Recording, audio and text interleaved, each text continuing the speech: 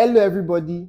My name is Balogun Adetola, the Balogun of Eko, and I officially welcome you to my YouTube channel, where I'll be sharing real estate insights to make you a better real estate investor.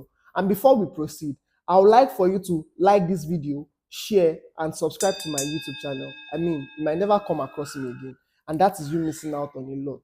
Today, we'll be talking about how and why the real estate sector overtook the oil industry in Nigeria. I'm sure the question you've been wondering is, how and why did the real estate industry overtake the oil and gas industry in Nigeria? In 1956, Nigeria struck black gold in Oloibiri. It became the backbone of the nation, driving power and prosperity.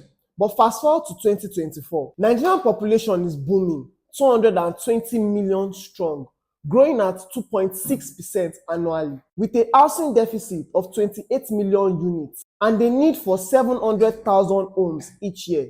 Real estate saw this opportunity. The oil and gas industry hit a rough patch. Price crashes, corruption, and environmental issues led to a slow decline. By 2024, oil contributed just 5.48% to the country's GDP. The government introduced policies to diversify away from oil.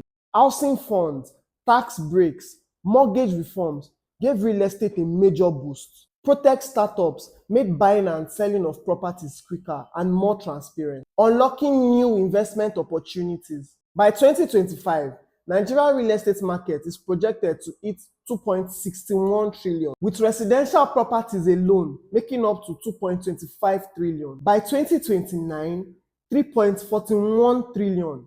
That is the projection. Over the years, housing has seen an increase in demand due to deficit, but oil, on the other hand, hasn't seen that, especially owing to the factor that most of the oil produced in Nigeria is being exported.